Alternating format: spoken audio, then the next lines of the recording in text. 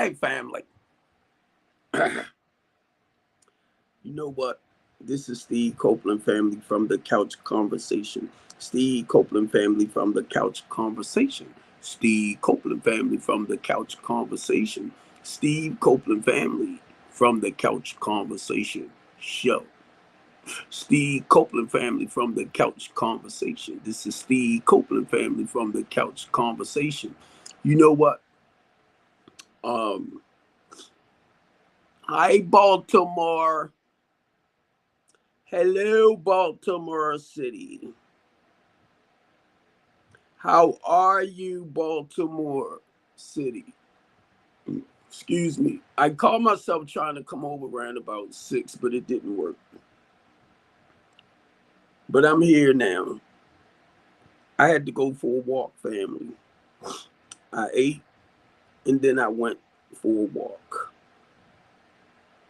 Okay. I ate and then I went for a walk to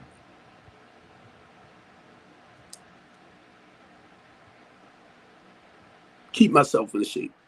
Real simple. But look, this what I was thinking about, right? Y'all know when I come on, I talk about my 12-step spiritual program. And if you don't understand what that is, right, the goal is helping people, helping our lost generation of people, helping our lost generation of people getting to know themselves on a personal level. It's not about nobody else. Keep that in mind. It's not about you trying to get other people to know you because you need to learn about you. That's what the 12-step program is about. It's a spiritual journey that took me back inside of Steve. I love picking with y'all, right? One thing about me, and I'm going to say this, I am a loving, kind, considerate, thoughtful person. I'm a warm, sensitive, compassionate man.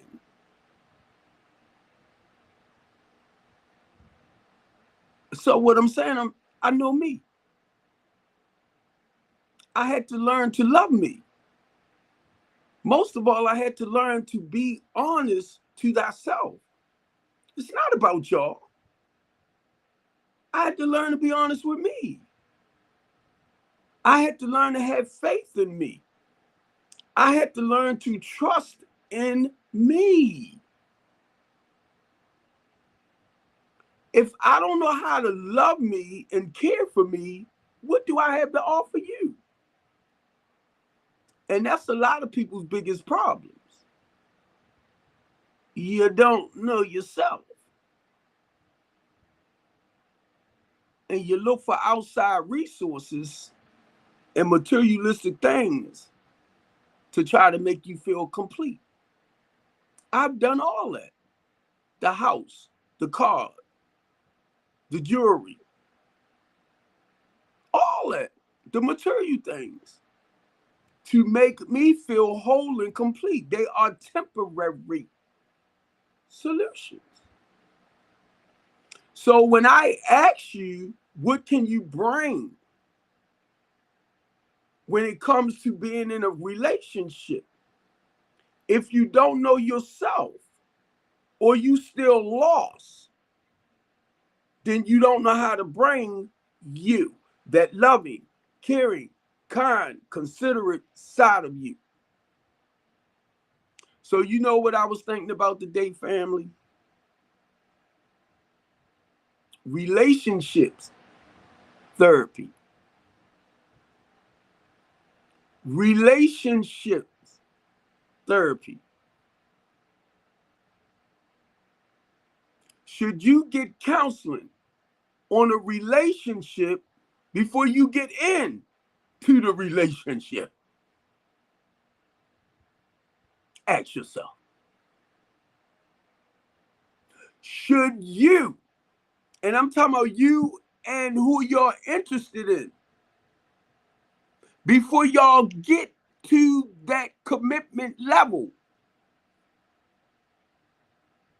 should you go to a relationship therapist or counselor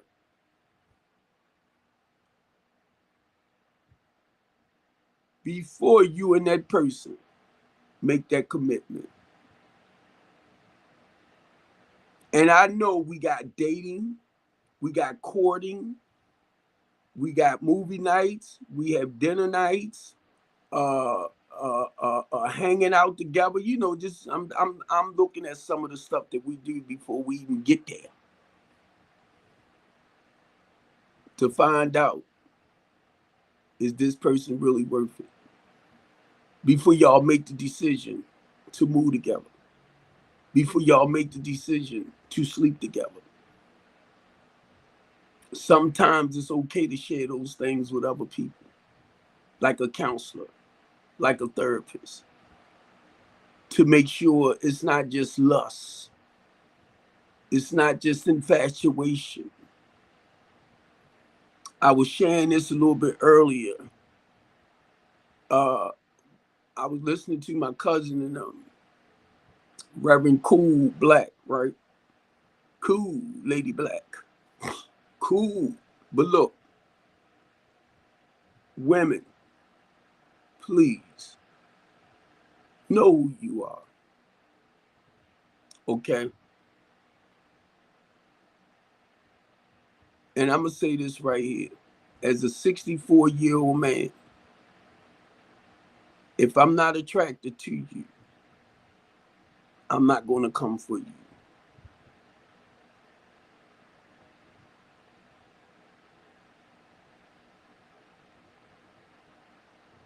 I hope I didn't mess nobody's head up.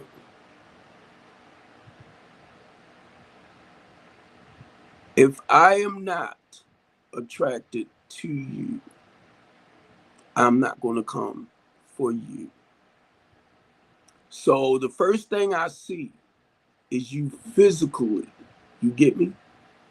Beautiful, sexy, gorgeous. It's all outdoors. Your body. Now I'm going to keep it real with you.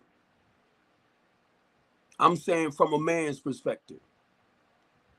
And guess what? If I don't find you physically attractive, since some of y'all like, and I'm talking about the queens, it might not get right for me to be with you. You got to turn me on. And that could be vice versa. You get me, family? The man and the woman. If you do not turn me on, I'm not that little 16, 17, 18, 19-year-old kid anymore. Where the wind blow by, boom. So as you begin to mature in life, you know what you like, how you like it, and the way you want it. Oh, y'all don't want to hear that, do you? And you can be intelligent. You can be bright. You can be smart. I want that too, but keep in mind, I'm looking at the physical part first. Oh, who's that? Oh my God, she finally, hey girl. See, y'all don't know how to be honest with yourself. Y'all don't know how to be true to thyself. Y'all will come on these platforms and you talk a bunch of hypocritical bull junk. That's not how Big Steve work. Because I had to learn to know about Steve. You notice I didn't say nobody else first, right? I had to get to know me. And I went through a lot to get to know me. I'm just acting goofy.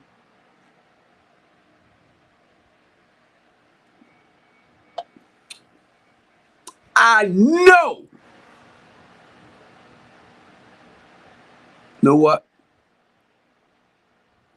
I just want to say this, right? I was looking at some younger females. And I know they over 18, right? Fine as all outdoors. Bodies, whew, can't have it, bro. Can't have it, bro. You understand what I'm saying? Now, I'm going to speak for a lot of men that might not speak out loud. You get me? It's the attraction. And I'm looking. I'm looking at this beautiful body. I'm looking at that beautiful body. And I'm looking at that beautiful body. And while I'm saying that, I'm looking at women. I'm not talking about babies. Okay? I'm not talking about babies. I have daughters, so please don't get it wrong. They are grown now. So I'm talking about the ones that's grown, over 18, under 25, they still babies. They look like women. They're no different than a lot of y'all. Older women. I'm looking at, I'm going to say 25, 26, 40. From 26 to 40. So I'm looking at the younger women and I'm looking at, I can't say older yet, right? Because they still young to a 64-year-old. 26 to 40. They still young. But I'm looking at the bodies. I'm looking at the attraction. I'm looking at the beauty. Then we're going to go from 40 and I'm going to take it up to 60. I'm looking at the body. I'm looking at the knowledge. I'm looking at the wisdom. I'm looking at the years of experience. I'm looking at the grandmother mode. I'm looking at the granddaddy mode. I'm looking at the maturity. We grow into that.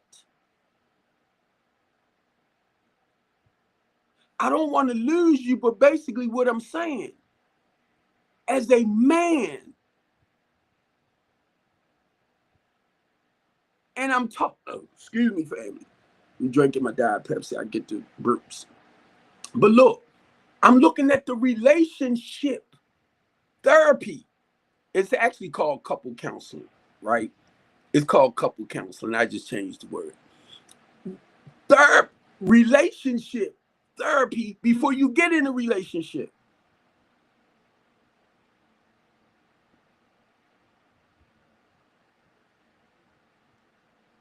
Should you and that individual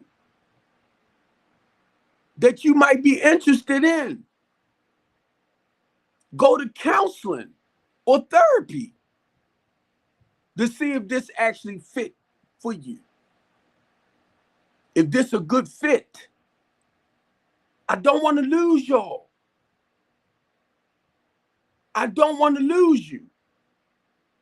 But this is what's going on with a lot of the younger generation.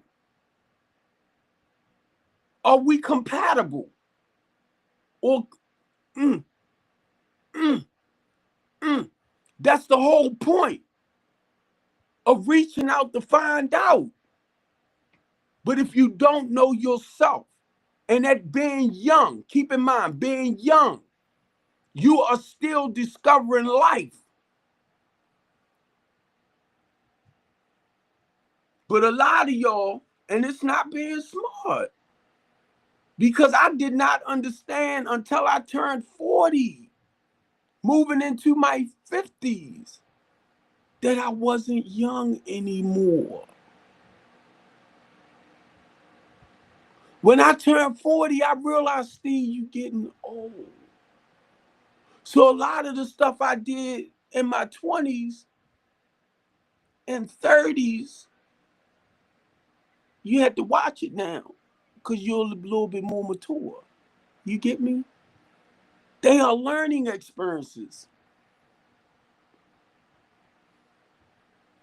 And I'm only sharing this, family, because this is something that came to mind, right? And I'm talking with God. Y'all know 12-step spiritual journey. So I'm like, before I meet somebody and we're interested in each other. And this is before we move together. This is before we have smacks or sex for TikTok. Smacks for TikTok, sex on my regular ride, blah, blah, blah. Before we intertwine. Because y'all understand, we talking about a commitment now. We talking about moving away from just boy, friend, girl, friend, and you're grown. And you all right with that. Boyfriend, girlfriend, and you grown. This my girlfriend. I'm 64 years old and I'm gonna introduce my kids to my girlfriend.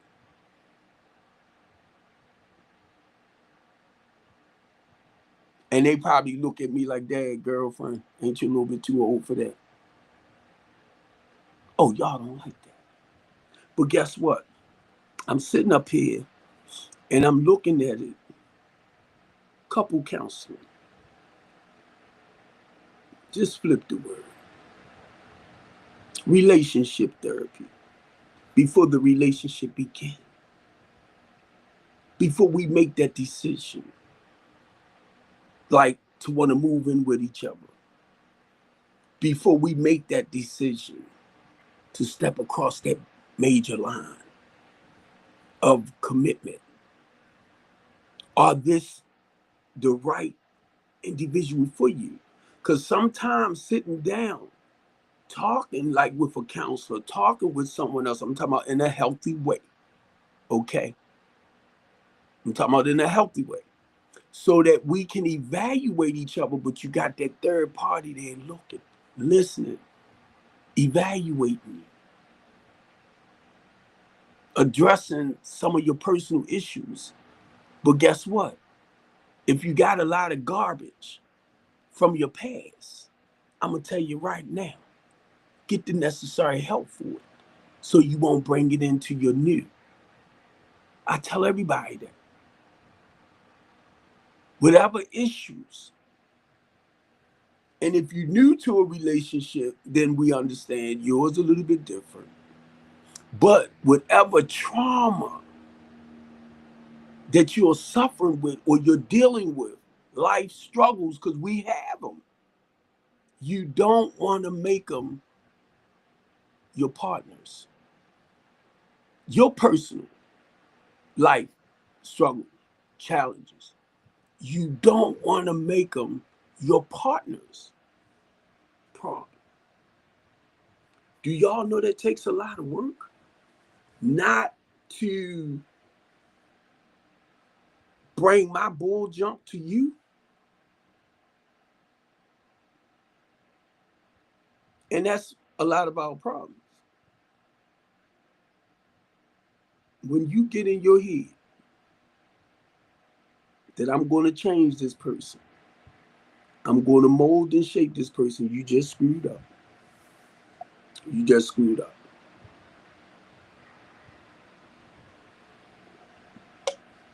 And know why I can share stuff like this? Because I've been through it. And I did a little research. And I'm going to tell you a lot about new generation. They are seeking couples counseling. And it told me that. That's why if you have somebody, and I'm talking about in a healthy way, family, I'm not talking about somebody that's going to bring a bunch of chaos and confusion into your life before you can begin a life. So it can be a pastor. You get me? It could be that elder. I'm just saying somebody, a relationship coach. I'm just saying somebody that can help you understand you individually, because of you sharing with them who you are, what's your likes, what's your dislike. Then your mate is doing the same things, or your friend about to be the commitment part, doing the same things. They can help you kind of work through certain little situations before y'all make that permanent commitment. Reason why I'm saying this, because these are the things I have to look at. I'm not rushing. I've been married twice.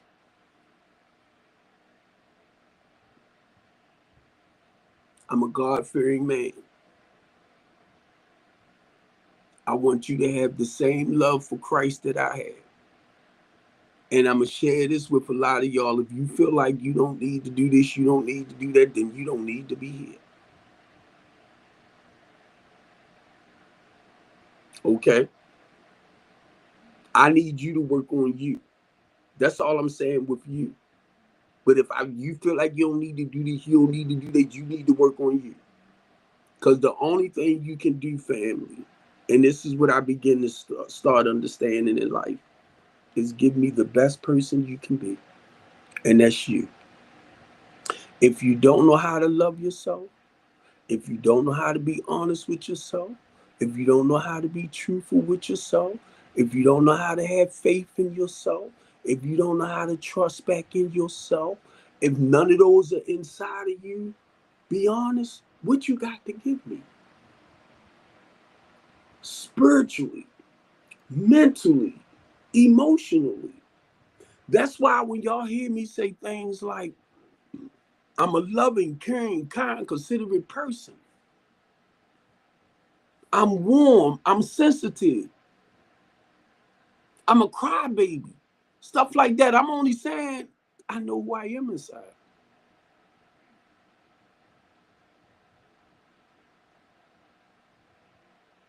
I'm not outside like I used to be, looking for outside stuff to fix me like I used to be. That's all. Because I had to go in. So I'm asking couple counseling before becoming a couple. Don't that sound kind of weird? Or couples therapy before becoming a couple.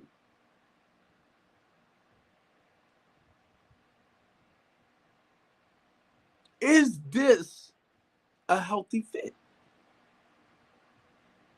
And sometimes we have to share these things.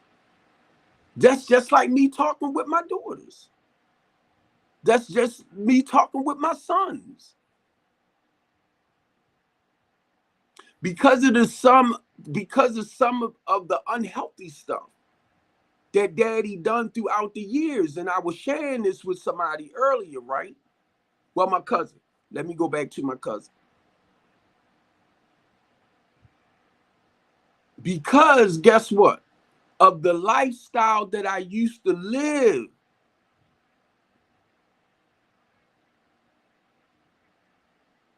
because of the poor information family that I grew up on, having daughters from an early young age, I had to teach them how to saying certain things, you get me? How to love themselves, treasure themselves. And when I used to say this, family, women would be like, because my husband only gonna tell me I'm gorgeous, I'm sexy, I'm beautiful. That's excellent. But what I started understanding when I was running the streets, I would tell a lot of the queens, you beautiful, you sexy, you gorgeous. And we was going to the hotels. Because that's all I wanted was the body. So I was saying all the right things that I believe they wanted to hear. So I had to say those things to my daughters for them to believe it inside of them and not to be quick to give it up. Let it fly over your head. Not to be quick. When somebody come up to you, girl, you fine, you sexy, you beautiful. Thank you. Because they already know. Then y'all want to flip it. Oh, she thinks she all that you got there going right. All right, thanks, bro. You got there going right. Because as a man, I was teaching my daughters from a very early age how to watch out for no good, rotten son of a sea biscuits like their daddy used to practice in the streets. You don't want to hear that, do ya? Because I took my experience and I had to flip it with my own so that they'll know what to watch out for. Have they perfected it? No, I know they never will. But it'll give them some type of uh idea. You know, it's like I'm trying to think of that word, something they can identify. Wait a minute. Hey, Norm, I remember my father used to tell me about this. Wait a minute. Give them something to identify with that no good, rotten son of a sea biscuit. So I had to start teaching them early, family. So when you hear me, even with my 2-year-old granddaughter, granddaddy love you, beautiful. What you doing? It starts young. Because and mainly when they over there, they feeling good about themselves. I had to teach my daughters, everybody, talking about male-wise, right? Every male don't deserve to go to that special place. And I'm talking about the po-po. Not to be quick to give it up too fast. You get me? I had to start teaching them early on before they even start giving anything up to let them know how special they are. That's a special place. So should a couple go to therapy before they become a couple? Ask yourself.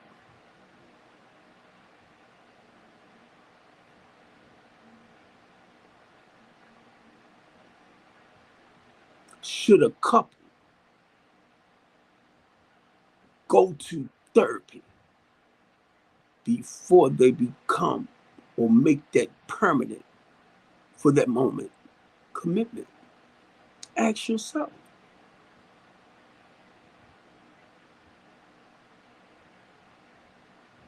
So as a father, starting out with them, I had to do something totally different around my children. Because somebody asked me earlier, with 32 years clean, coming out of the game, coming out of the lifestyle, what I shared with them, I couldn't promote that lifestyle with my children. Yeah, dad used to do this, dad used to do that, blah, blah, blah, go knock them down, blah, blah, blah, blah, blah. And then I'm going to go to Little Steve in a minute.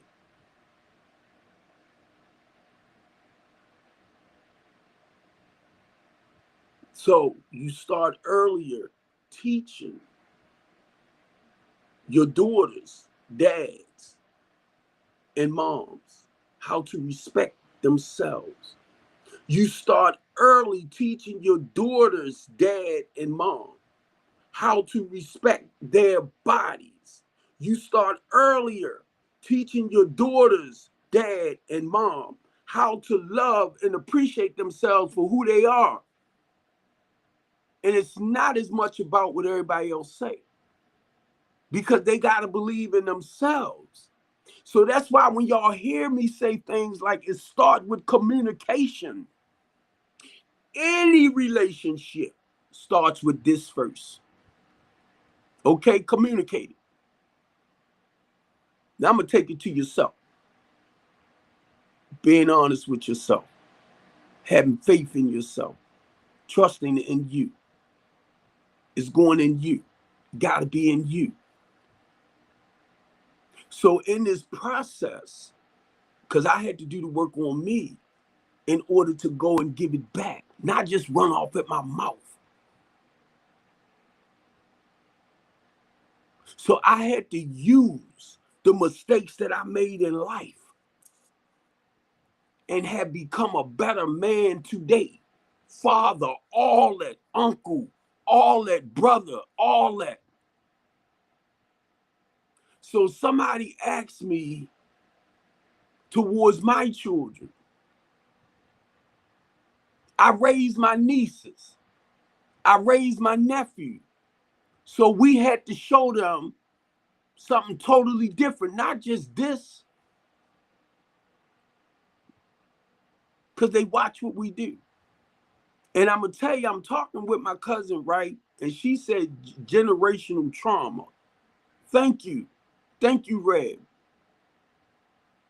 Generational trauma from the way we grew up, the way our ancestors grew up. So they asked me, and I was able to share with them why my children, thank God, they are sociable people. A lot of us became alcoholics and became smug addicts. You get me? So now with them, they're not caught up like we was. You get me? And I was talking about that earlier. And we're talking about that generational trauma that's passed down through life. See, what y'all have a tendency of doing, right, family? We understand what happened to our ancestors and stuff like that, right? We understand how the system was put together to enslave and oppress us. You get me, family? We understand. But what are we doing to help break it?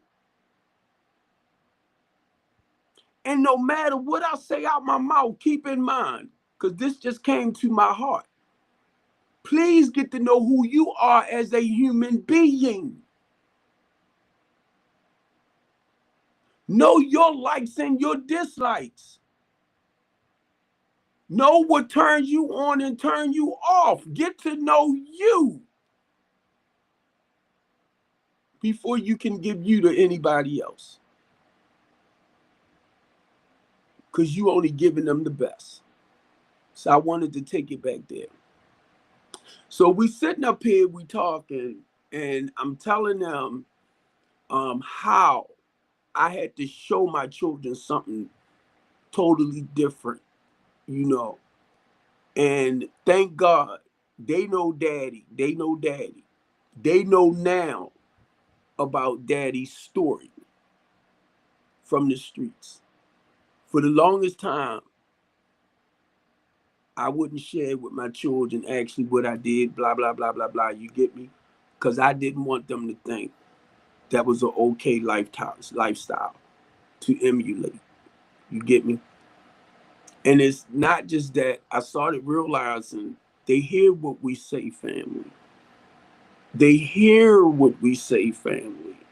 But they also watch our actions. Are they matching up? Because if they're not, you're going to confuse your child. So anyway, in that process of I can only speak, my nephew, I raised him as well. But Derek made me feel good one day. Because sometimes he called me daddy. And he said, Uncle Steve, remember when we was growing up, him, Ebony, and Cherie, remember we used to call you Uncle Daddy Steve? And it made me laugh, right? Because they used to call me Uncle Daddy Steve.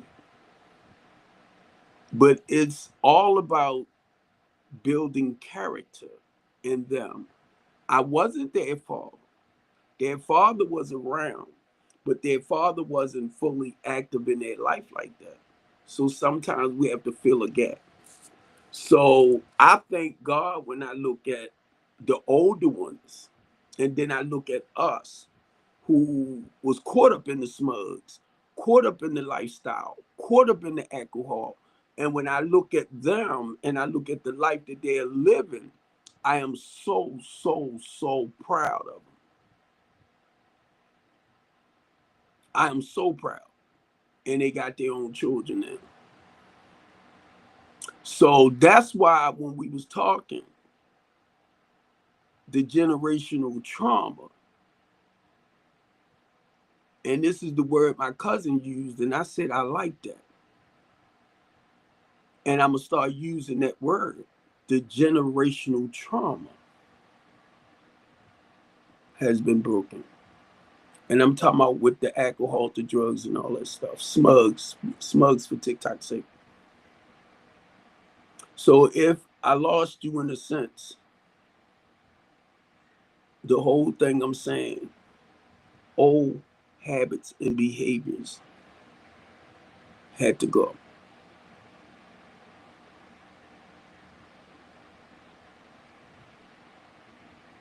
Unhealthy choices and decisions, you learn from them. They got to go. So in that process of not promoting the lifestyle that I used to live and the way that I used to act, even when it came down to little Steve, he's the male. Brothers, I did not teach my son how to be a male 304.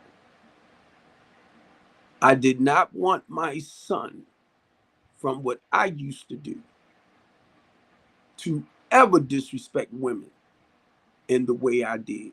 And I'm talking about with their bodies. Because I ran to her, to her, to her, to her. And a lot of them had boyfriends too. But I was trying to fix a feeling with a feeling. And smacks is like the smugs and the alcohol for me. It's another addiction within itself. Get to know who you are. Get to know what turns you on and turns you off. I slept basically with anything and everything that came my way. When y'all hear me say I'm a retired sugar daddy, a lot of y'all don't even understand the day what a sugar daddy is. I'm a retired. I ain't spending money like I used to. I'm no different than that one that's on that corner because it takes my money to get what I need from her. So what makes her any different than me? I paid her for work, performance. So I can't down her. So I just want you guys to know you are no different. If you sleeping with this one, that one, this one, that one, this one, that one, you are a male 304. Stop lying to your goddamn self. This is Big Unc right here.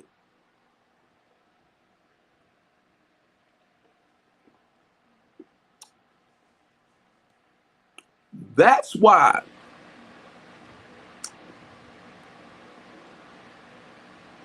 couple counseling,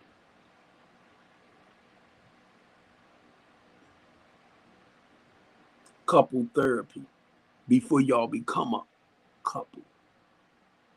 It's about putting that stuff on the table so that whoever you trying to be with will better understand who they are being with or who they're going to deal with. Give them a chance to choose before they make that commitment. Sometimes we need that middle person to intervene. One thing about me, and I'm going to share this. I've been married twice, and I cheated in both of my marriages. When I say I love cheating, don't get it mixed up. The only reason why I said I love cheating, because if I didn't like cheating, I wouldn't cheat. You get me? So I had to flip it. Why do you, every time you get married, why do you cheat? But then I can turn it and say it was the pain that I was going through inside that I started running. But you know how people say, "Oh, you shouldn't want to cheat. You need to hate cheating." Yes, and that's true. Please don't get it wrong. That's why I said I had to flip it.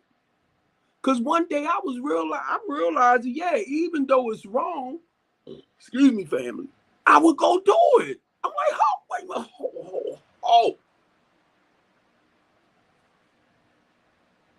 Even though I knew it was wrong, I would go do it. Now I'm talking about me. I couldn't look at nobody else but me. Why? I couldn't ask you all that. So I had to be honest with me. Why, when every time you get married, you cheat? Those are questions that you got to ask yourself. Women and men be like, oh, she cheated on me. Oh, she did. No, she didn't. She went and he did too. He cheated on himself. Laid that body with somebody else. To thy own self be true. And these are things I'm telling y'all, family, having the working knowledge of the 12 steps, right? That's why when y'all hear me talk about my 12-step spiritual journey, because I had to go inside and look at Steve. It's not about everybody else. Because guess what? Now I understand the great man, the king, the individual that I can bring to the relationship now. Because I had to work on me. See, y'all so busy, you looking outside of yourself, right? And you being real analytical and researching and, well, this is what the statistics says over here towards that right there, just to have conversation. That's all you got to do is be honest with your goddamn on something. Because you can't compare everybody to it.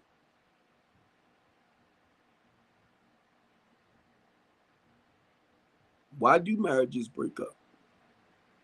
Same way relationship does. People get to the point they stop working on it.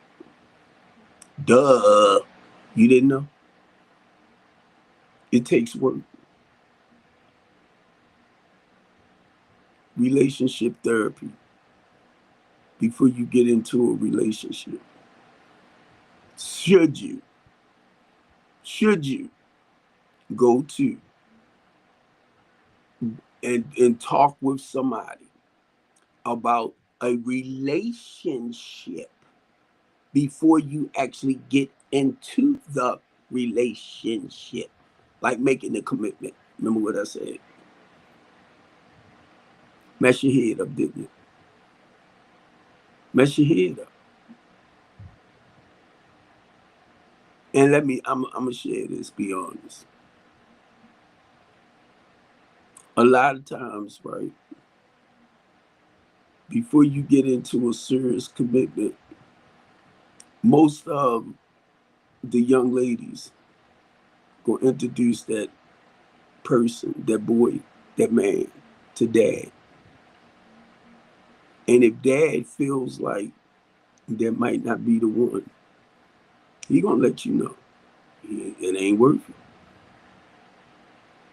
Now, when I look at little Steve, right, and I look at the love that little Steve have inside of himself for his mother, not just the love he had for his mother, I look at the relationship that little Steve had with his sisters, the love that they had. That's their brother. So when I look at the connection or the relationship that little Steve had with his girlfriend, I am very, very proud of my son. I do not want my son to disrespect women the way I did. So I had to raise him different as well. So when I look at the love and the connection, his mother's his first love. I don't want him to ever disrespect any woman in that manner. I don't want my daughters, because I want them, and I know all of them got to go through their little trials and tribulations, family. It's not to act like things gonna be perfect. Don't get it wrong.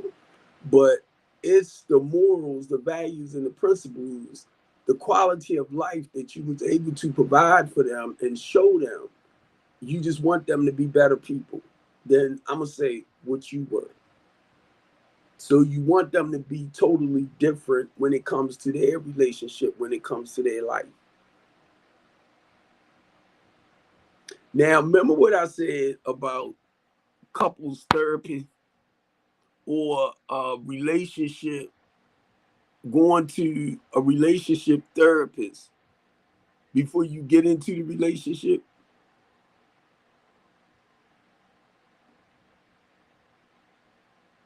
You see me pointing at myself?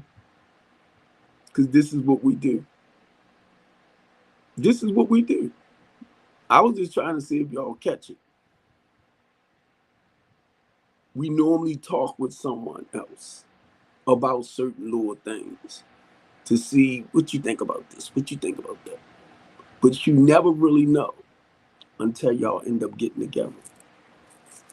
And then you realize, and this is what I want people to understand, it takes work.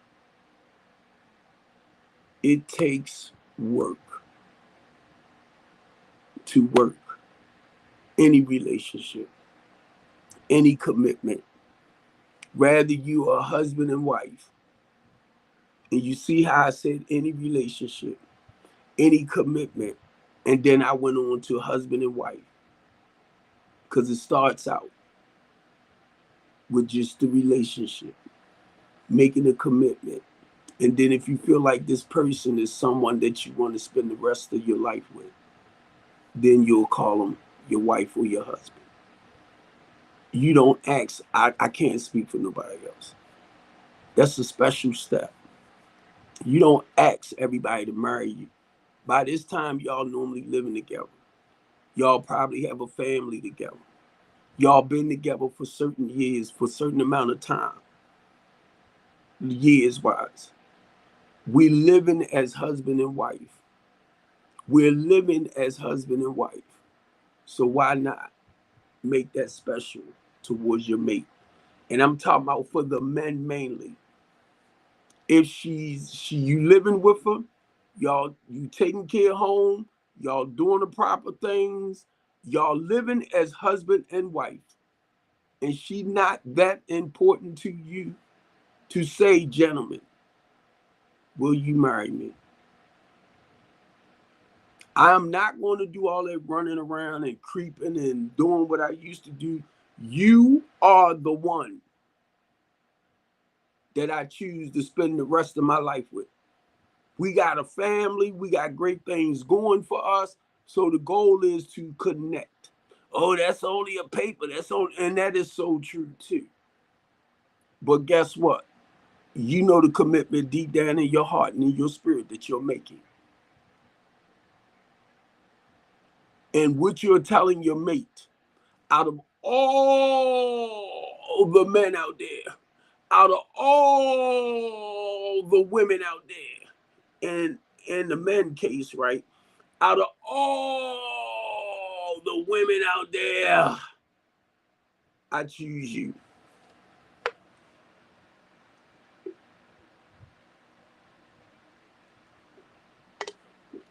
To dedicate myself to. Y'all realize that's what we do? And then not to make it too perfect. Sometimes,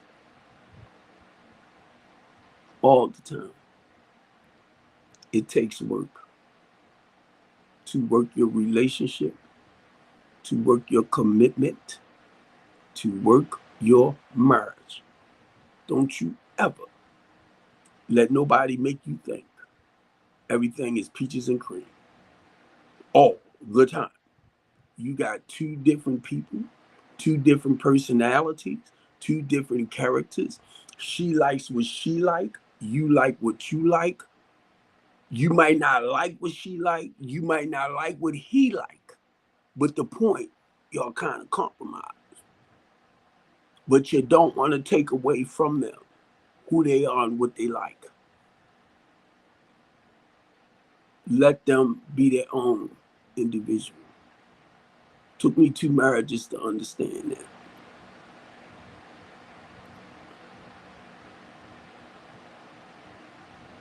Think I'm playing? Try it. See, I can sit here just like when I had my walk today. Me and God is talking. God, thank you, Lord, because I always pray and ask Him to put here and in here what He want me to say out here. And know what God always tell me, know what the Holy Spirit always tell me. Just share your personal experience, Steve. Duh. Just talk about how you stumbled and fall through your trials and tribulations and how you was able to stand back up as far as correcting your wrongs. Who else am I going to talk about? Uncle Ben? And your mama pancake like a lot of y'all do? Roe versus Wade like a lot of y'all do? Back in 1619 and you wasn't even born during that time like y'all do? Well, see, through my studying and my research and black people this and the white people that, I said, okay, Lord, what do I have to give away? That's why I don't share my opinion or how I feel or how I think.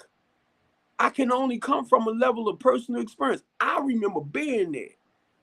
I was stuck in certain situations. Thank you, God.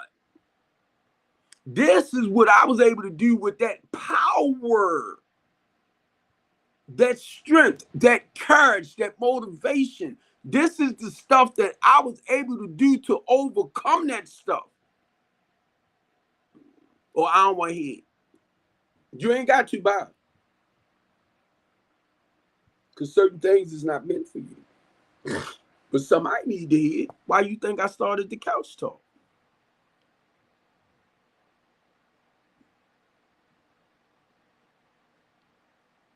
Why you think I started the Be More's Real Team Talk show?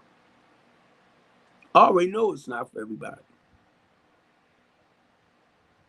I already know that a lot of us, and I hate to say it, but it's true, rather stay pained up and miserable because we're so comfortable with it. And I'm glad I'm not in that space like that today. And to some people, because of the way I talk and the way I carry it, oh, he miserable. Oh, he's sad. Oh, no, he's not. No, he's not. But y'all are labeling that. And I understand when you don't have the courage, when you don't have the confidence, when you don't have the integrity to step up. I already know. I already know. Why do y'all think I started strengthening the community? Building back up in the community? Why do y'all think I started the Latanya D. Copeland House of Hope? To help our homeless and less fortunate individual regain a life. Oh, that's his pride and his ego. You're right. That's God's courage and confidence within me. Label it the way you want it. Okay? Don't get mad at me. Blame it on God. Okay? He the one called me to run off at my mom. I'm just a messenger. And I was sitting here thinking a little bit earlier, family. Not just being a messenger, but being a community activist, being a community organizer, being a community outreach coordinator. Ben, now watch everything I say: community, community, community, community, is to help build back up, provide services with others. Now I'm not by myself. Please, please, please. I just talk a lot about myself. No, but no, it's other great people and organizations and stuff out there that's doing great jobs, and I had to get connected because I started realizing the village not going nowhere. The Black Wall Street ain't going nowhere. Y'all keep telling people that stuff. That's your black inner city communities that we have to rebuild back up. The village not going nowhere. That's the lies y'all like to tell our people so they can stay in that post-traumatic slavery syndrome thinking. Break it. Break it. Break that slave man mentality. Break it. So how do you break it? You help people understand you got to change your old ways of thinking. You got to help people understand the cycle here. It's psychological.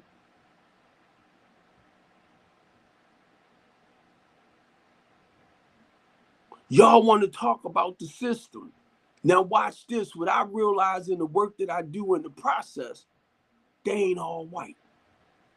That's y'all stuff because you stuck. But as a person that's into politics and religion, I don't want to get it mixed up and I don't want to get it confused. Watch how I do it again. Politics and religion. Now I'm going to do it one more time. Organized religion and politics is the same things. It's to control and dominate your life. See how I flipped it? Organized religion. They set laws and rules for the people to live accordingly. And then they push it on you to control you. So I'm not just talking about your regular religion. Where you in certain religious programs, right? And they're teaching you how to live a better quality of life. That's all it is. But they're dominating your life. They're ruling you. You got to walk a certain way. You got to act a certain way. And all of that is fine and dandy. But if you feel like it's dominating and stealing your independence, that's not where you want to be. That's not. That's not. That's organized religion. And they will use the laws, right, to dominate you, to control you. And I get sick and tired of hearing that too. Us beating us down. Oh, you supposed to be a deacon, but you curse. Yes, I do. I try not to, but that's all the word of God. When I open up my mouth, it's the word of God. If I end up throwing a curse word in, God, please forgive me. Lord, please forgive me. Because if I throw it out there, I don't mean to put it in a derogatory way, but if that's the way you take it, hey. Because some of us think, because I was there too, don't get it wrong, family. Being so Holy Ghost filled, fire baptized, speaking in tongues, didn't do no wrong. I stay away from you. I ain't trying to be smart, but if you act like you just don't make mistakes, I'm like, bye. Bye. You stay over there with your perfect self. Because I know you're not. Come on. But I love keeping it real. Couples therapy. Should we go to therapy before we make that commitment.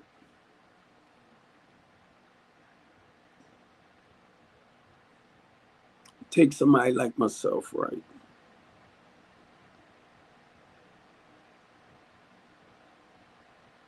Who've been through. The goal is learning from my mistakes, right? Because I do make them. But the goal is learning from my mistakes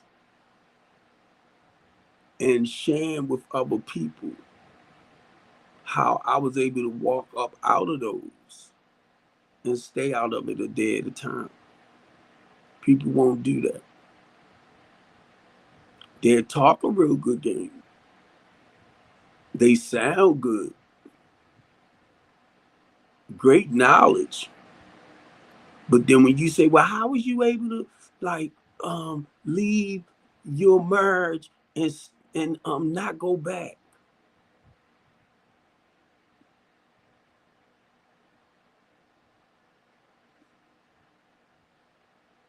I would leave. I probably would stay away for about a week. Then I convinced myself to go back. Then went through purity hell again. And it wasn't the person, it was me. Then I would leave again. Might have stayed away about a month. Came back. Everything was cool for a while, then it went left again. I would eventually leave. Because the goal wasn't to leave, it was to correct it, not to separate us. But it got to a point. It takes two to work the relationship or the marriage, not one. It takes two. So ran about that third time. Y'all know the goal. 3 strikes you out. I prayed not to go back. So I had to muster up the strength and the courage in that process to get away and stay away a day at a time. And I know it's not easy. If you talk to somebody like me who've been through it, my goal is to encourage you, to talk with you, to help you understand I'm proud of you. No matter what you're going through, it's okay, you know, because now what you're doing, you starting to build up on this and here, right?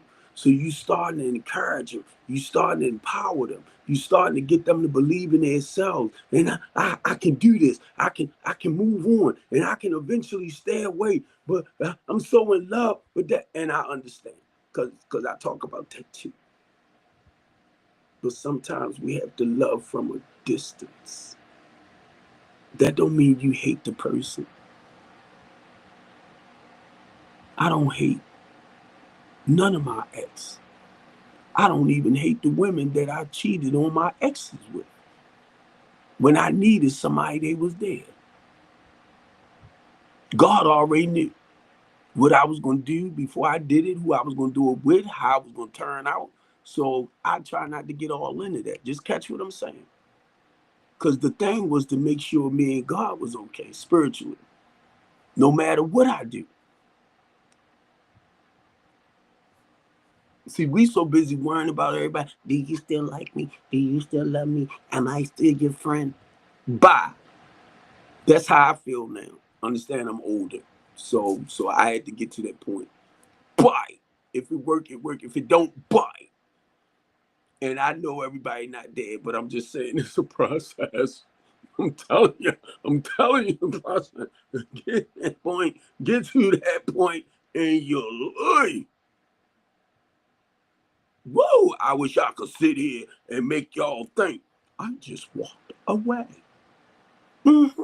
I just walked away.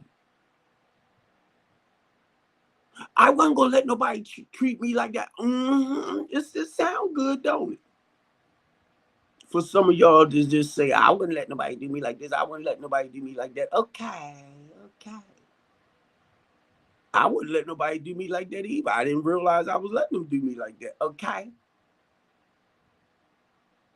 It's easier said than done.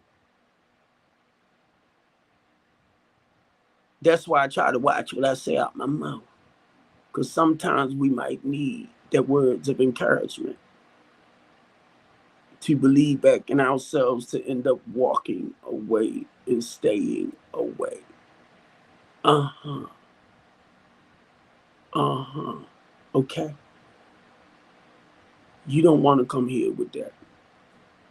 Trying to sound all Gucci and cool. Now, I don't know. Some of y'all might spot certain things and just leave.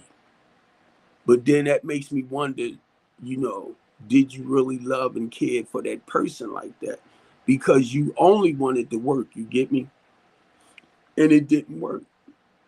So yes, eventually, you move on.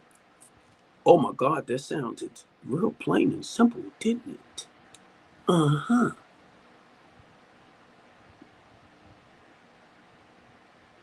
That's why I love keeping it real, family. Now, couple counseling, before y'all make that next step. And basically understand this. A lot of that comes from us, period. Dating. You get me? Oh, back it up, Mr. Copeland. We're talking on the phone. You getting to know the individual. You getting a feel for the individual. Y'all forgot all about that? Start with communicating. How are you? How's your day? How everything cool?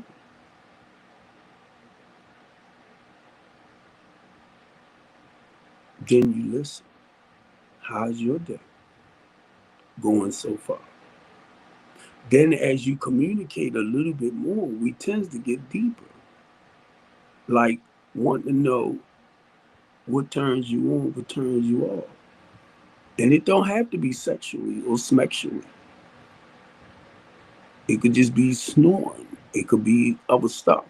But just getting the idea of the person, you know, what they like, what they don't like. I'm not a big sports person. I'm not a big camping person and all this type of stuff, but I might not mind going if this what you into. Ooh, skiing. Ooh, I'm too old for that now. I don't know. I might be like, I don't know, I might fall and hurt myself. My thing is I don't want to be breaking no bones. You get me? So it starts with the conversation. I'm not gonna sit here and say, well, how many men have you slept with in your life? Because you might can't count. So I don't want to know. I just want you to make sure that thing right when it come my way. Okay? Nice and fresh and clean. And I forgot one. Tight. Tight. Yeah, girl. Yeah. I want to taste right and all that good stuff. Why you over there laughing? I'm serious, boo. Come on now.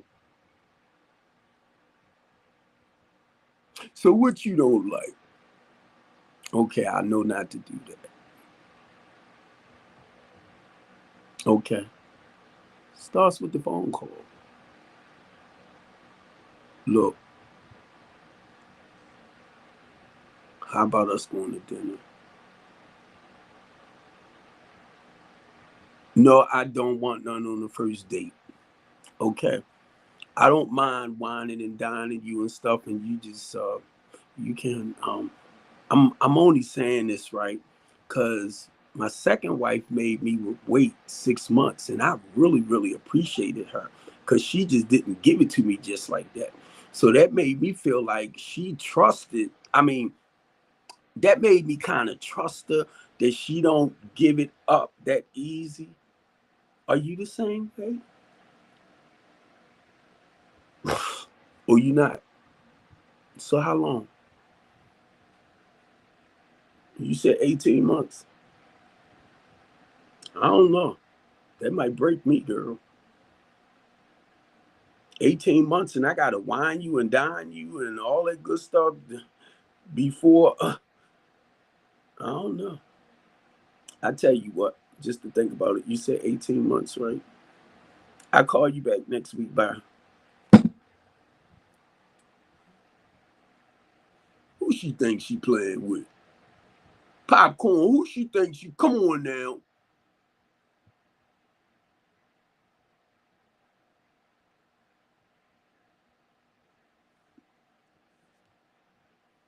Hello? Oh, I apologize. My phone slipped. Do you have Jesus in your life? Is that's why you want me to wait 18 months? So you are a God-fearing person? Oh my God. Are you giving back to the community? Are you out there helping people turn their lives around like Jesus Christ did? Oh, you're not. So you one of the ones that like just talking about scripture, quoting scripture and all that type of stuff, but you don't apply it to your life. What I'm gonna mess with you for? I'm sorry, y'all. She calling again. Hello, how are you? Oh, you do apply it to your life? Okay, I just wanted to know because you know you got a lot of people, baby, that likes to run off at their mouth, but they not about it, about it, about it. Yeah, yeah, yeah. Uh,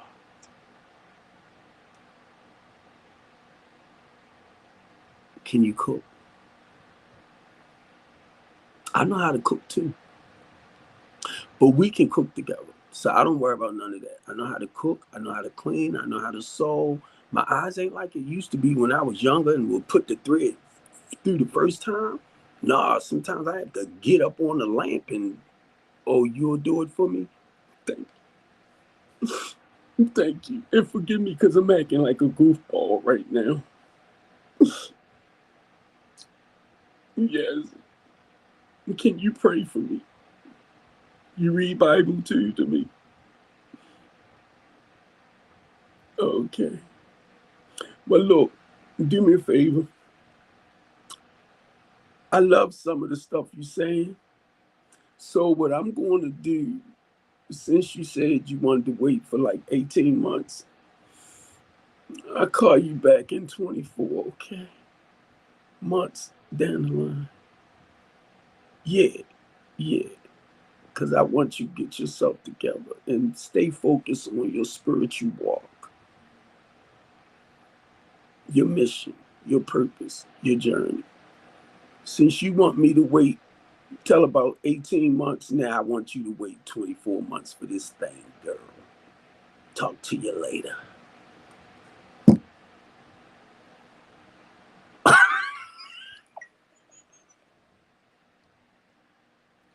Y'all know I need Jesus. Y'all know I need Jesus. Let me look at the time so I can send this back, right? But look, all jokes aside, family, um, it's a beautiful feeling. And I'm gonna just say this, knowing who I am inside, it's a beautiful feeling. And this is not something that happened overnight. I'm 64 years old, been married twice, done kinship foster care, done mentoring, raised other people's children, never really wanted for nothing.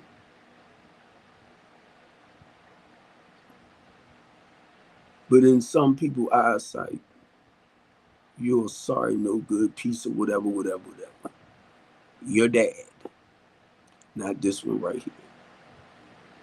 And I was talking with my cousin today, and We was talking about her grandfather and everything, which is my uncle, right? And we was talking about how strong the women, the Copeland women, are very, very powerful, strong women. But we was talking about the men from old school stuff, right? And she was helping me better understand, like my great grandfather and them left from down south and came up here because of what they was going through to provide a better life for their families. Nobody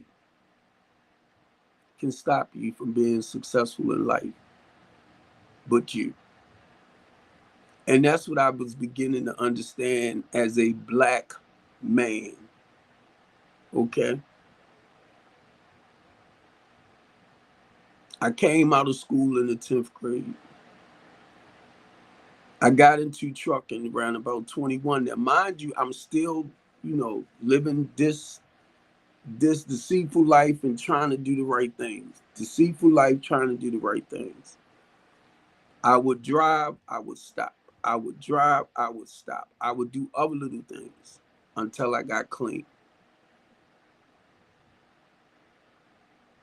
And before I retired from trucking, I drove over 25 years straight from trucking. That was my profession.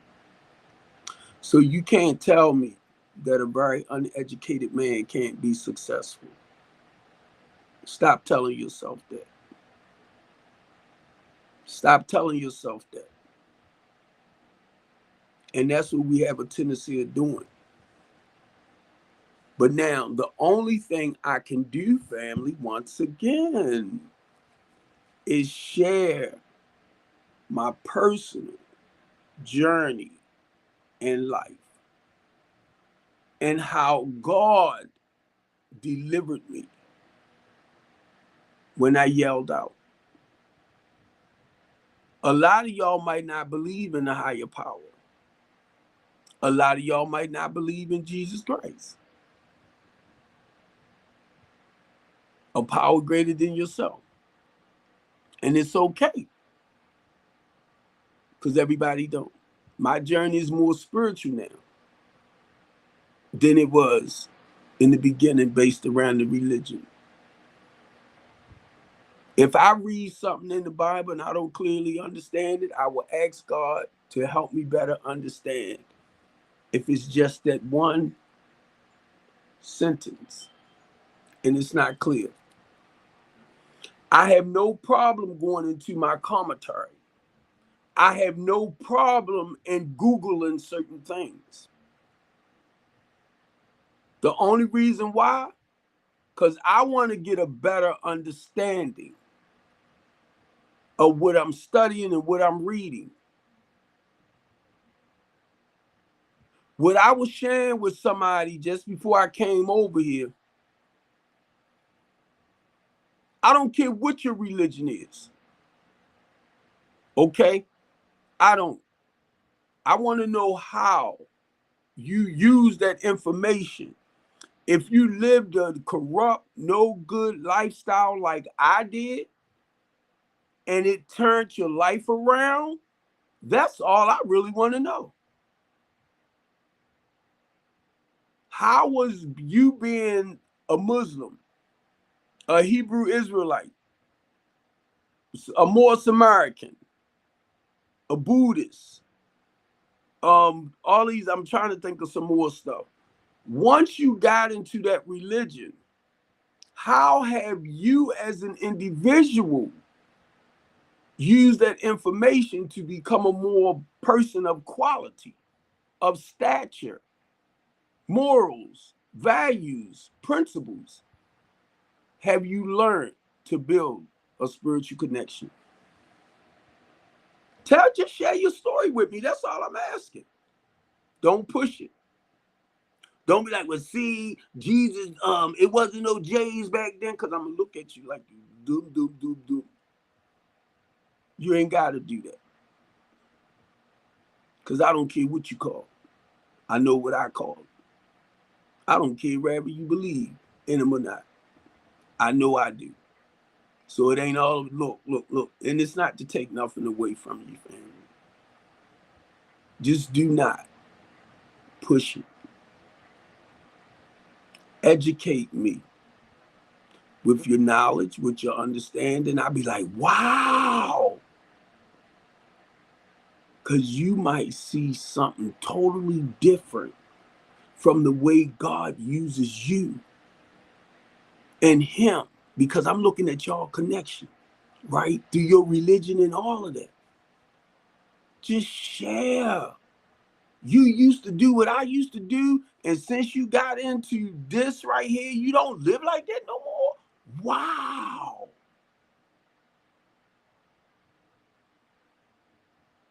Oh my God.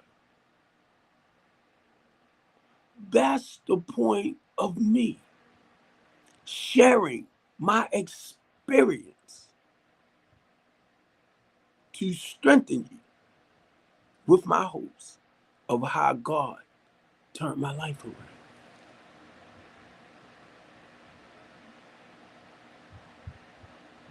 My experience, my strengths, and my hopes. I'm nothing like the man I used to be. I'm nothing like the father. When my first daughter was born, when I got clean, she was going on 4. I remember when she was in her crib, right? 7 months. But we doing what we do. So we had to keep them out of the way. My nieces and nephews, we had to keep them out of the way. No matter how we might have got in the rooms and did what we did, partying, we had to keep them out of the way. So when I look back at that generational trauma, when I look back at the generational trauma,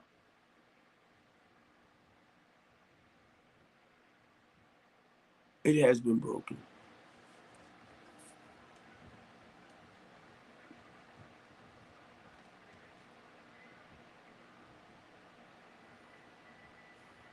Like I told my cousin,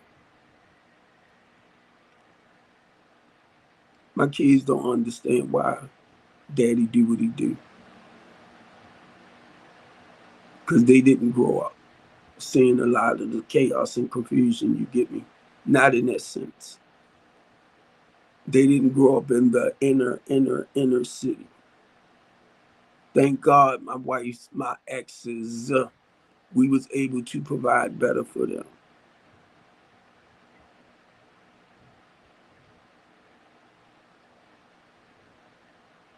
I started seeing it. When you're able to provide a better quality of life, morals, values, and principles, just giving back from what you grew up on, and you only instilling these principles, and it starts from a child on up.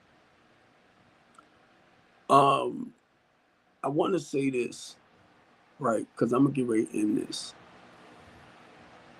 Sin said something a little bit earlier, right? About two-parent families. And my cousin live dropped before I was able to share what I wanted to say. Because what we was talking about, like the difference between like single parenting and having the mother and father in the house. But basically what she was saying, the people that she know, even though the father wasn't in the house, it was still chaotic. Even though the father was there to go to the games and support them and blah, blah, blah, blah, blah, right? I got that. I got that.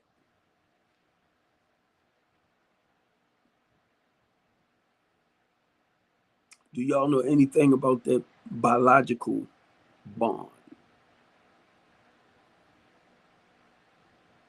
Parents know what to do,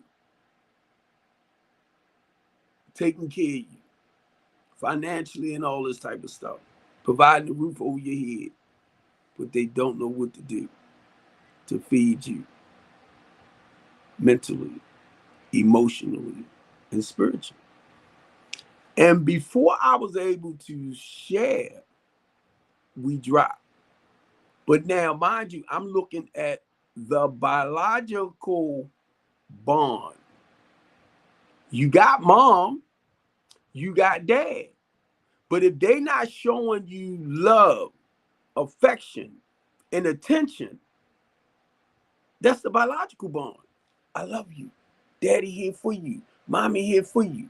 They got to feel that internal. And I said, that's why a lot of them are acting and behaving the way they are. Because mommy working, daddy working, they doing everything they supposed to do to take care of us in that sense. But it's that biological nurturing. If I get off the phone, we're talking to my daughters and my son, and I don't say I love you, they're going to call me back and say, Dad, you did not say I love you. Now, they grown. Oh, Daddy love you. I appreciate you. You the best thing that ever happened to me, right? Because once you embrace them in that sense, now here come the that's the biological. And a lot of us, right, you might not even pay attention to it. But what it took me back to with that conversation, family, it took me back to no dependency no more. This book by Melanie Beatty. And it talks about having the mother and the fathers in the house, how they doing everything, working, taking care of things, but they're not nurture that inside biological bond is missing. And that's what it made me think about. Because when I read her book some years ago, early on in my recovery, breaking those, it was breaking them. I wanted to say breaking those cycles, because you can have both parents in the house. They doing all the right things to maintain that household. You get me? But it's the love in the inside, it's the passion in the inside that normally causes a void and that emptiness within that human being, the child growing up. And that's what I wanted to share with her before we went down. Because she once she says she's in I'm gonna say like a rural area, and most of the fathers and the mothers in the house, but it's the way the sons um are not being taught certain things. And it made me realize that biological bond that comes from the mother and the father, they're missing that spiritual bond. Because I started realizing my father's not here. My mother raised me. A part of me feel like it's missing because it took the two to make me. You get me? I hope y'all caught that. It took the two individuals to create me. So my father never was a part of my life, but I know the love, the affection, the attention that Barbara Jean showed me. But it was still something was missing. The love, the affection, and the attention from that dad side to make me feel whole and complete. And I hope y'all caught what I just said. That's that bond between the mother and the father. And if you have a child or children and you're not being a part of their lives, and it could be vice versa, the mother or the father, But if you're not like active in their lives, and when I say that, please don't look at the material stuff. If you got the money, you got all of this to do what you got to do, that's fine. It's the love and affection that you showed up. It's personal. And from time to time, I feel like a part of me that is missing. I feel like it's missing. So what I had to do, and people told me, say God will fill that void of that missing parent, that mother, that father. I couldn't believe it. But as I begin to grow spiritually, sometimes when that little emptiness, that void try to sneak in, I'd be like. But keep in mind, it takes work, family, to come out of certain situations. You get me? Even though my father, I turned 64, he still didn't call me and say happy birthday. I don't know if he living or not, but he could have sent a message from heaven and say happy birthday, son. But I didn't get it.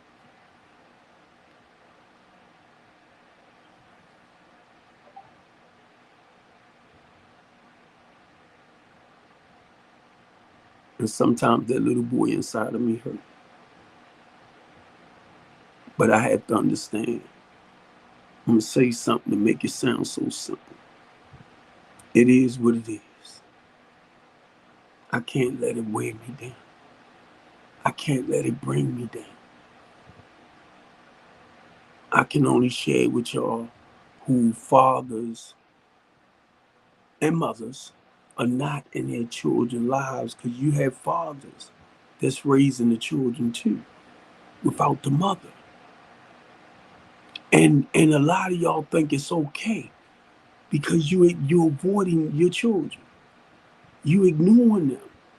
But then I gotta realize most people like that wasn't taught. They didn't have that mother's love, affection, attention, that comfort. What starts off very, very, very, very early. I'm talking about young wives.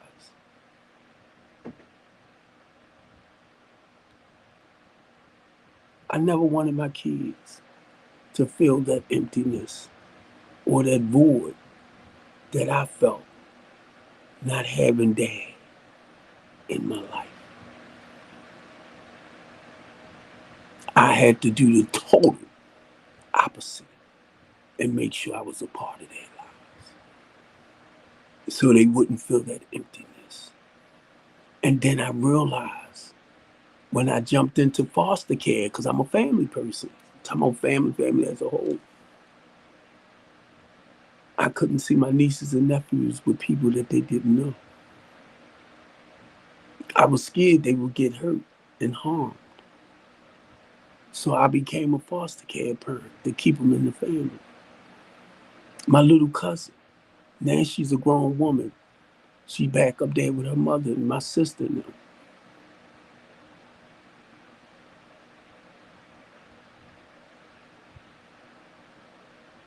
So can some of y'all understand why I kind of thought about therapy before you get into a committed relationship? I said, I'm gonna say something about that. Should that, I'm trying to keep it separated, right? But I wanted to say, should that couple go to therapy before they make that commitment? I just want to separate it a little bit right before they make that. But that's where, be honest, y'all, that's where a lot of us come in at by educating our people. So if rather they go to a regular therapist or counselor, right? Because I'm only saying it because I'm a father. We're gonna talk to him. And we only want the best for him. But I I'm sitting and I'm thinking about that, right? Relationship therapy before you get into the relationship. I'm like, Wait a minute. Relationship therapy before you get into a relationship. What is the warning signs and all that type of stuff? And it did say couple. So I was all right with that because it was talking about like couple counseling, like therapy, before, they make the actual commitment and stuff like that.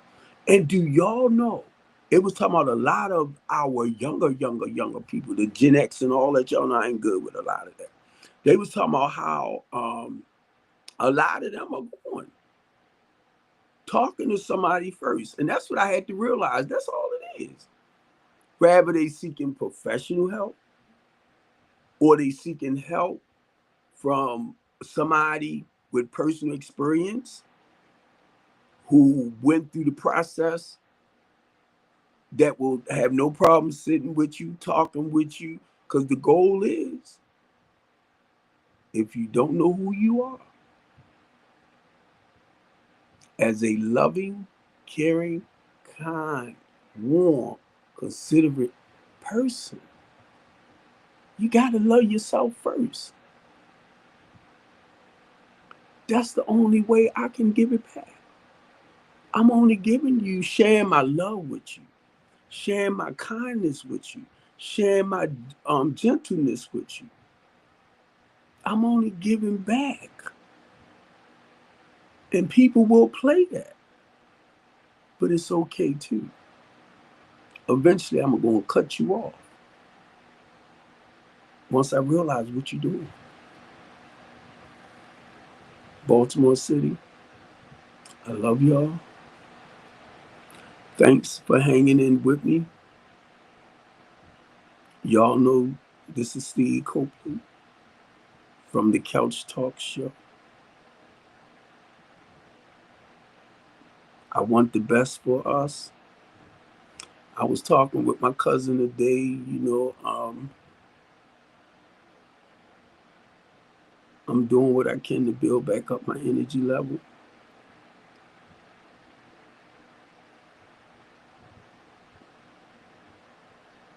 I don't know if it's just old age,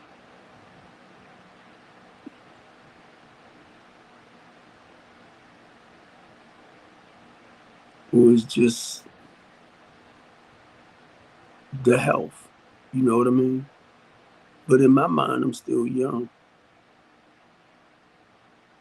a little bit younger than I am. But I walked today.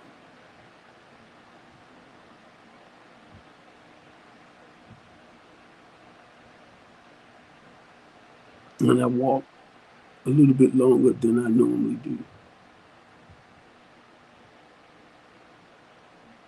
And I went and sat down. It's okay to rest up, Steve, and start again.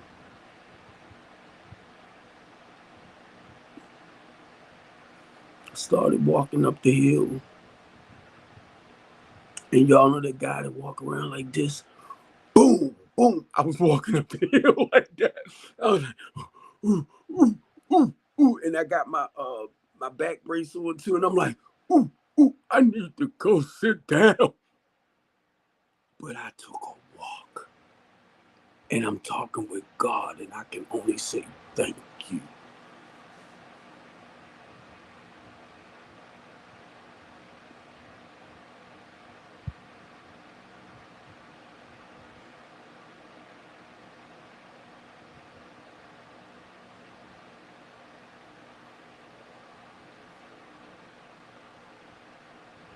I weigh 187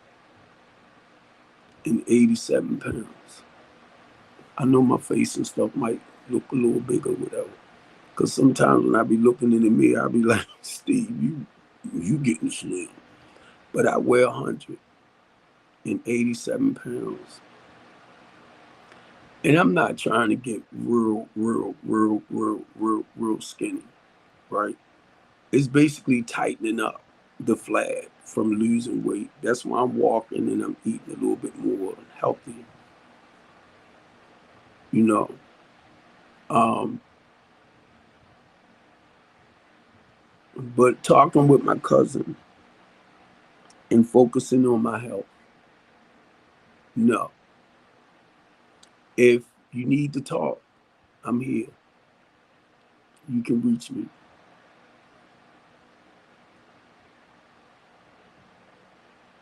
I communicate with people through Facebook, through TikTok. I'm not up in everybody's faces like I used to be. I'm not in front of the cameras and trying to be seen and all of that. It was suggested to me to focus more on the business side of things, not as much as the politics, because of what happened to me 3 years ago. Whoa! This is amazing.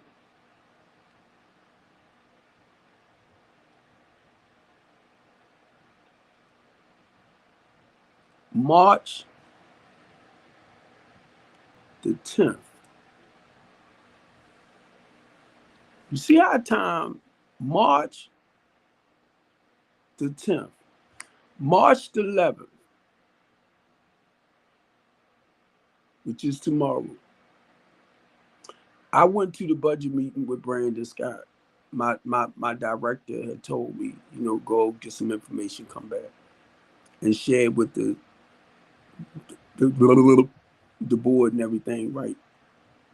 March the 11th, I told Brandon Scott, this 2023, I said, Brandon, I need to talk with you because I was having an issue with the Eastern District Police Department. Mackenzie Frost knew, Isabel Cummins knew. I was trying to reach out to Brandon during that time. Ivan Bates, Commissioner Harris was here. I was trying to let them know the hell that I was going through with the Eastern District street police officers. That was March 11th, 2023. March the 12th, 2023, I got arrested. I don't think Brandon Scott had nothing to do with it, but I really don't. But I did receive a phone call maybe a couple of weeks before that saying that, Steve, they starting the rest of the lot. They starting to shut down and arrest a lot of the community activists and all that type of stuff. So I was pre-warned. And I said, Brandon Scott ain't gonna let nothing happen to me, blah, blah, blah, blah, blah, blah, blah, blah. I was gone March the 12th, 2023. 2 days away. This is March. I didn't come home until February the 16th, 2024.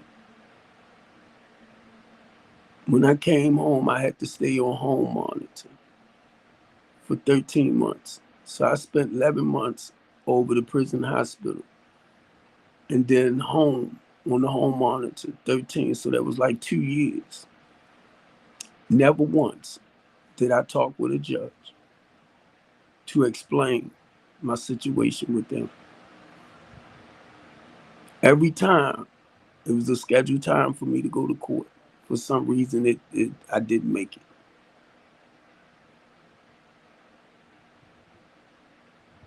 They kidnapped me and hid me away.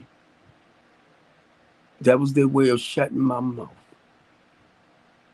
March the 12th will be 3 years.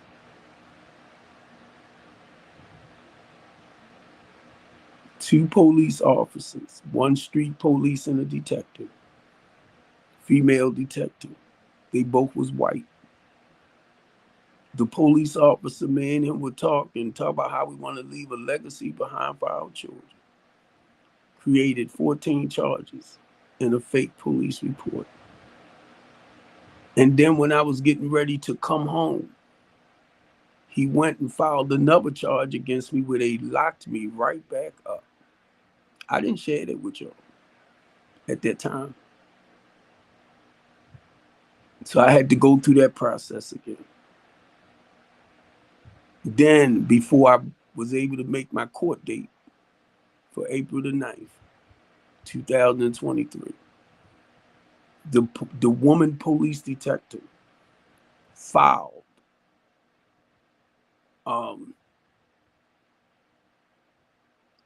some charges against me, fake charges now, and a police report to get me indicted. So I wasn't able to make my case for April the 9th. So I had to wait 3 more months. Then it went from 3 months where I had to wait 180 days. I didn't know they was doing this type of stuff to the people in the system. But God have a tendency of showing you some stuff. How crooked the system is. So when I first came home, y'all noticed I didn't really talk about it. Then I asked God, I said, God, why did you let me see this? I got a big mouth, Lord. I'm going to talk about this. And he said, that's why I let you see. A lot of y'all in Baltimore City, I just want y'all to know I love y'all. I don't have no hatred in my heart for none of y'all. I just understand God moved y'all out my life for a reason. All right? Lady J, thank you. Because she was the one that told me, since God moved y'all, don't go back and grab y'all. I said, thank you. And I'm not knocking you, family. Everybody have their purpose. My purpose and my spirit is to help our low to moderate income people to become more independent. Not to rob, not to steal, not to take from them. Please stop putting me in that category. Mine's is independent living, temporary to permanent housing. I don't take their food stamps. I don't take their cards. No, the goal with the professional services is to bring the professionals in to help them change their old ways of thinking. The same way they told me in there, you must change your old ways of thinking or you're going to continue practicing them old behaviors. I'm only giving back what was freely given to me. In the name of Jesus. Okay? In the name of Jesus.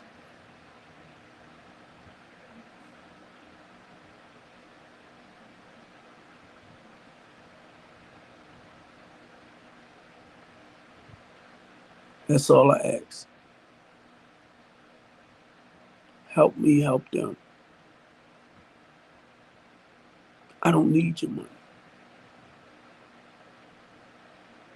But help me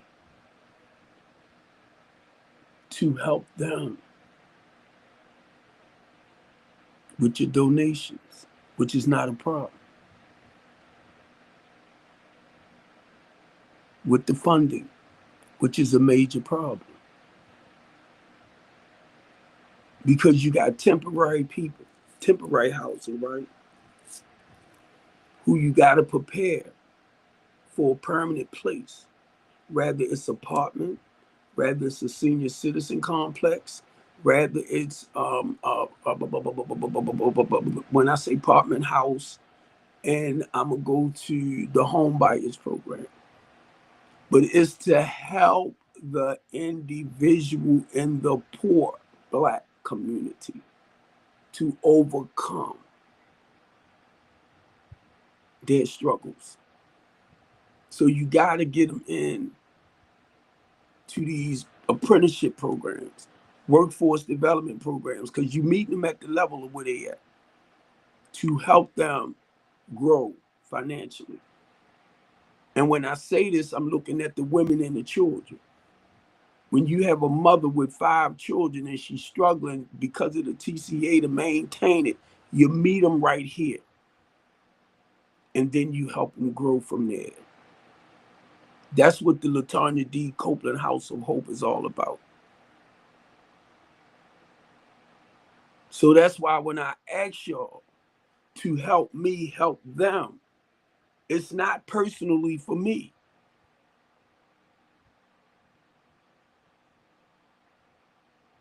And I realize just because you haven't been through this, or it's not you living like this, you got yours, and they got theirs to get. And I understand it wholeheartedly. I do. But sometimes people need that extra help. And that's what I was beginning to see. Those that slip through the cracks, dealing with homeless services, dealing with HUD housing.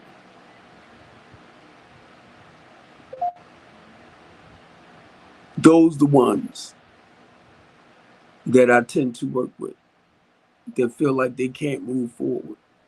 Yes, you can. You can become successful in life.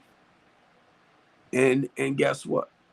If you become a millionaire, billionaire, all that's fine and dandy. But when I say successful, you can live a more productive way of life and maintain a healthy lifestyle for you and your family.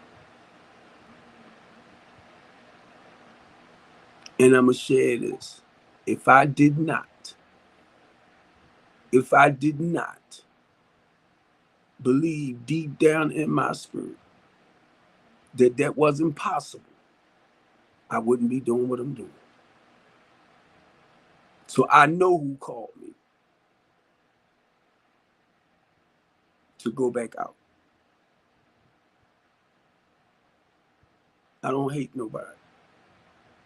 I love y'all. Whether you're a Democrat, whether you're a Republican, I love y'all, but I'm not caught up in your politics. That's why we tend to have a problem. It's about the people. I'm not crazy about your laws that you create. The organizations that I deal with. If you create laws to hurt the people, we coming for you. If you create laws that can better benefit the people, we're going to promote the people to live accordingly. Both ways it goes. Because if you create laws that hurt them, I don't want to see you in prison. I don't want to see you behind bars. So the goal is you got to live accordingly. So if you create laws that will help benefit them, we're going to encourage them and motivate them to vote for that law, that bill, so it can better benefit them. You talking about cutting out these government programs, you talking about cutting out SNAP, you talking about cutting back on housing, y'all talking about all of this, Republicans. That's not what y'all told me at first.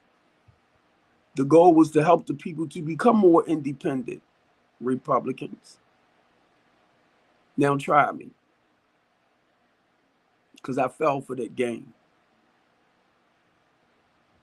And I kept telling y'all it wasn't about the orange man. It was about the people. It wasn't about the orange man. It was about the people. So I started realizing the difference between actual politics and grassroots organizations coming with the solution.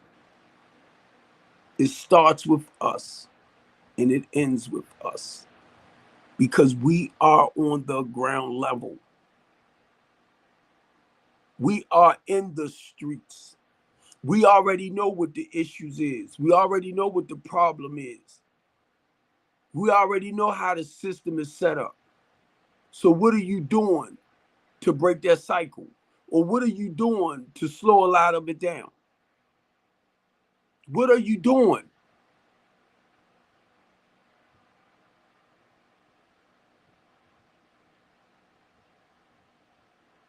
Our lawmakers, that's all they do is create laws. without solutions. They don't have the working solution. That's where we come in at. That's where this big mouth, bald head black dude come in at. When he come on the couch talk to educate the community and help y'all understand, we gotta come together.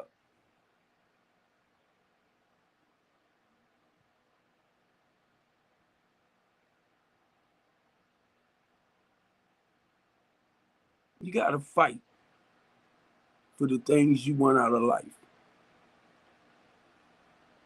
You can spend the rest of your life blaming it on the system all you want. And everybody that's a part of that system is not YT. That's your bullcrap. Because I'm telling you, when you get into certain things, you'll see it for yourself.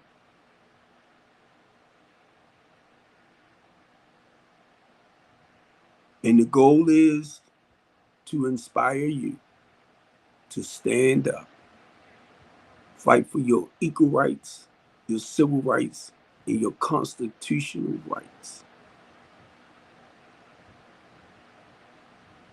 Did y'all understand why Jesse Jackson's son said what he did?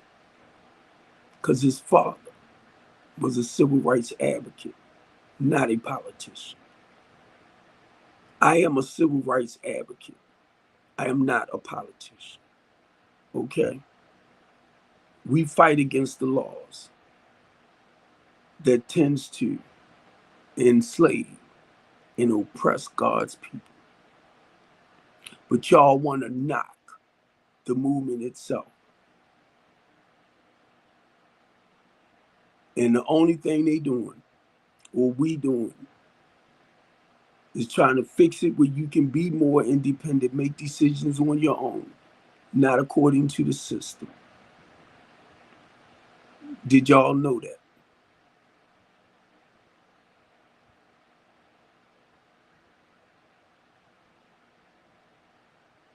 And then you got to look at who do these laws that they creating hurt the most? Huh?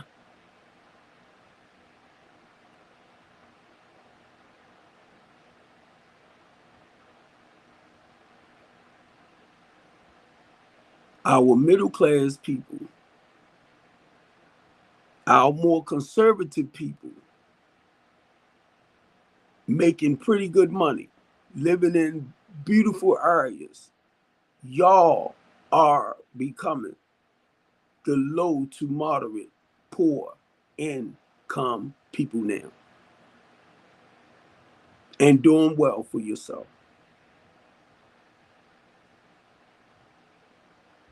It's only 3 levels. You got your impoverished people, you have your middle class, and then you have your upper class. You want me to do it again? You got your impoverished people. Then you have your middle class. Then you have your upper class. So now the middle class, the way y'all are crying and screaming so much, y'all are becoming the people impoverished. I'm like, what the freak? Making 80,000, 100 and something thousand, but you crying like you broke. Then you might be broke because you know we're turning around spending too much goddamn money. You not, but hey, good doc. So I'm just telling y'all because look, I know financially, I thank God for driving tractor trailers during the time I was doing it and being able to provide for my family. So I already know what a career-minded, job can do for you. I already know. That's why I encourage. Now, for those that's at McDonald's, Burger King, and Wendy's, all is fine. Do not take it wrong. Do not get it wrong. You got something coming in. But if it's not enough, then that means you got to progress. It's a lot of programs out here that get money for you to come into their programs. Did y'all know that?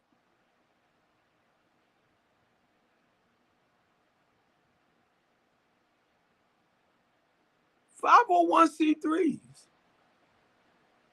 How do you think a lot of your workforce development programs survive? Giving back to the community. But you got to do the work.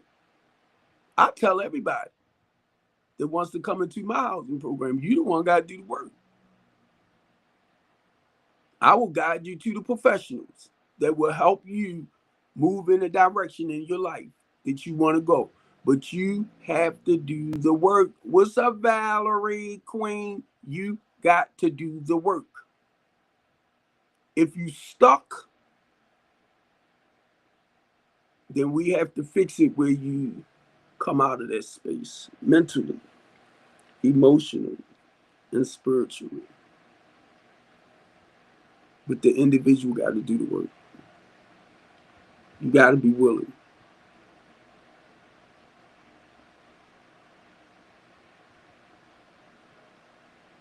And Big Unc, I ain't gonna lie to you, I'm getting tired. I ain't gonna lie. When I sit back and I look at over the years, I'm getting tired. But I don't want to give up because we do have the younger generation that's coming, you know, that's fighting, getting involved, getting more involved with these civil rights groups. Please, family, stop saying it's not going to change, that's not going to change. Please stop. Because what you're doing, you keeping people depressed. Now, I'm going to get ready to drop in a minute, Queen. I thank you. Stop doing it. You know, I hear us talk about the YT a lot, the white man, this and that. No, we're our biggest enemies. I be just listening to y'all. I'm like, listen to you. And you keep feeding it. You keep feeding it. And that's the whole goal of keeping people down and keeping people stuck. Because you're not saying stuff to help them understand you can't overcome whatever your circumstances are.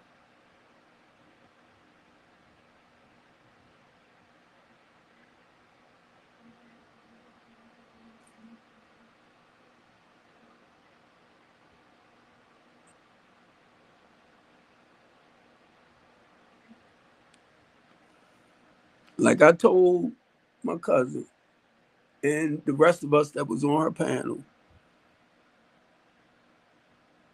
if I thought we wouldn't change, I wouldn't be doing what I'm doing. But it's only for the ones that want to change. Then you have to educate yourself to know what you're fighting against. Come on, Val. I just sent you an invite because you said you wanted to play this song. Um,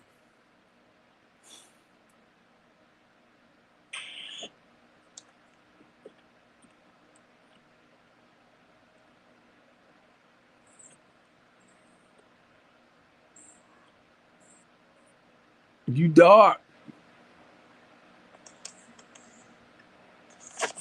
All right. Like I said, right, it was, y'all know what I started out with. Relationship therapy before you get into the relationship. Do you need to go to a therapist or a counselor?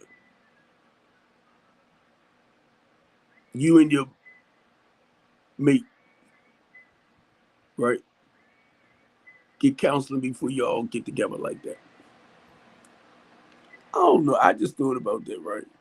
I thought it was so cool. And I looked it up and it just talked about couple therapists, couple counseling.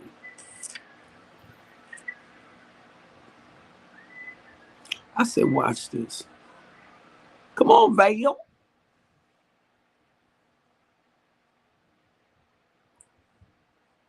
Okay, hold on. Let me play it for you.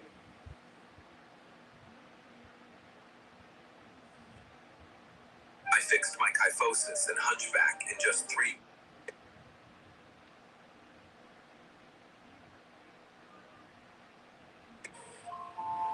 Can you hear it?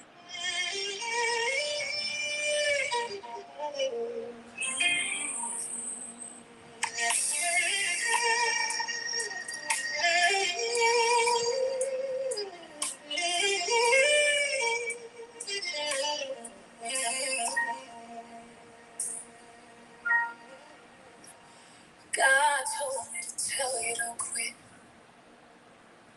You're about to see why. This is a worship fire, start of the tire faith. God is closer than you think. Galatians 6:9 encourages us to not quit. It says, let us not be weary in well doing. For in due season we shall reap if we faint not. There was a time when I felt like I could do anything, achieve anything, until one day I couldn't. And some days the voice said you should just be still. Little did I know the voices I heard were not in my ear to reveal God's will. They were there to seek, kill, and destroy my faith just for a thrill. God told me to tell you don't quit. You're about to see. You're about to see why.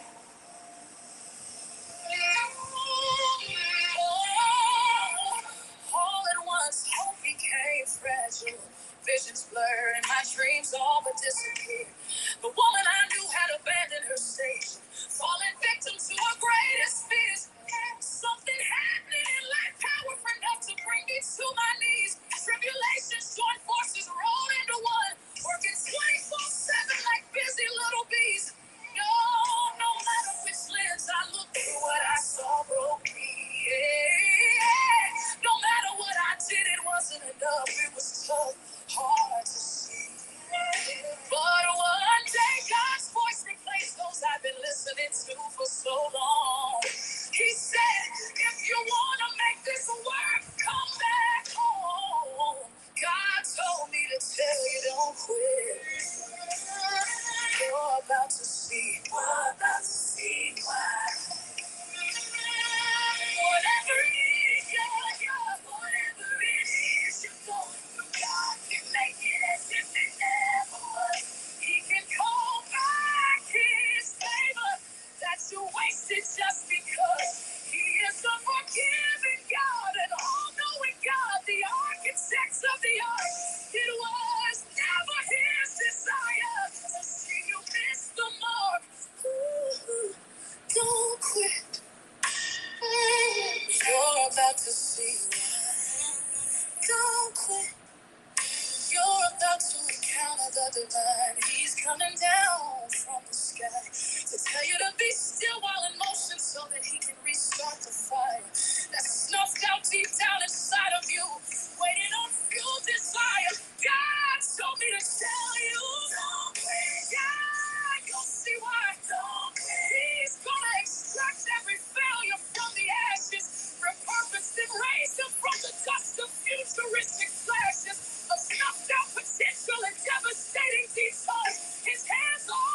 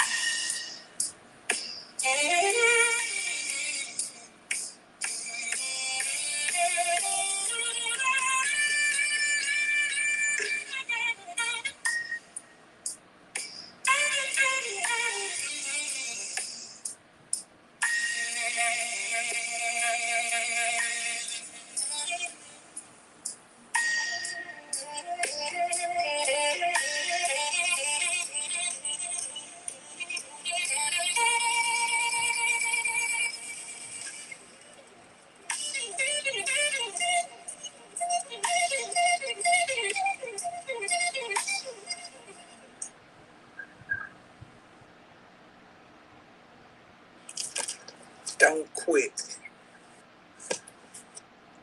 Don't be weary. Galatians 6:9.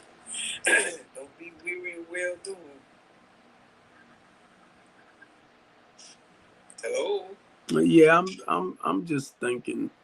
I just want to say this. I appreciate what you did the other day, and ministry, coming up with the ministry. I thought that was really awesome, and you blessed the panel before you left, and I thank God for it. I think I sent about 2 little clips over from what you was embracing. You get me? And that's why I said thank you. Thank you. What to talk about? I mean, when I was on the other night, yeah, it was motivating. It was